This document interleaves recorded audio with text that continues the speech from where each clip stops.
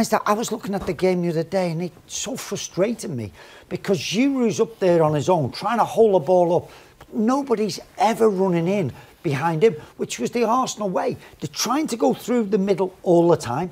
Again, what Paul Scholes said, tippy-tappy football, trying to break them down, and there's mass defence. They're just not good enough to do that at the moment. But if you don't, hey, somebody run in behind, trying to stretch people, trying to get it in behind and score goals. There's hardly anybody in the box.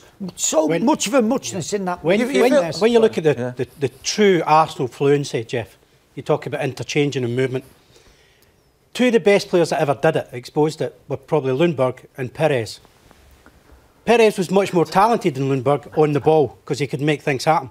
Lundberg didn't have to work on the ball. He was clumsy on the ball, but his runs made people's minds up because he stretched the game and they went, oh, we need to defend 10 yards further back. And the one guaranteed thing, as soon as Walcott got injured, Jeff, everybody went, they're predictable. That's what Arsenal are. I do want to come back to this, but I want to go back to Old Trafford right now because Juan Mata hadn't scored for Manchester United. Oh. Now he has, Tony Coddy. Yeah, he has, Jeff, and what a scrappy goal as well. I said how bad the defending's been. It's awful from Villa. They didn't clear it, button the heads the ball back in. Sort of hits Fellaini. There's a couple of ricochets. Eventually comes onto Mata's right foot and he drags it into the corner. Oh, how they're going to rue those Benteke misses, Jeff. It's 3-1. 3-1 at the moment, yeah. A couple of big misses as far as Christian Benteke was concerned, but Manchester United, a lot of relief for David Moyes, who leapt through his seat when Mata scored that goal. What about Arsene Wenger then? There's a lot of speculation, isn't there?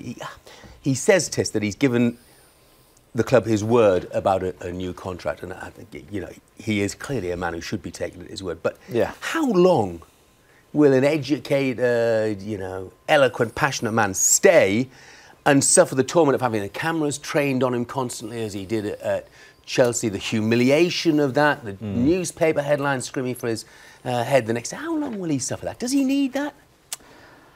I think he's passionate enough and he's still got ambition enough in him to be able to put up with it, to do the job and put up with everything that comes with it, because I think he still believes he can mould a team together that can win a Premier League.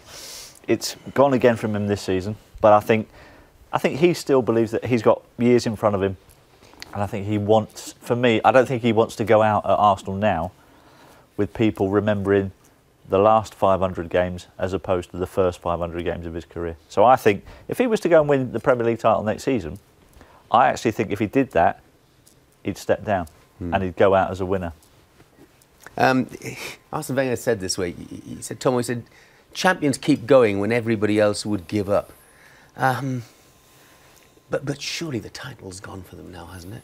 I would think so. And I know he was saying, well, if Everton think they've got a chance of catching Arsenal, well, haven't we got a chance of catching the other teams? But Everton are on, they're up. Arsenal look as though they're withering and wilting at this moment in time. That is the difference with this. To me, I think Wenger might, at the end of the season, just walk away, Jeff.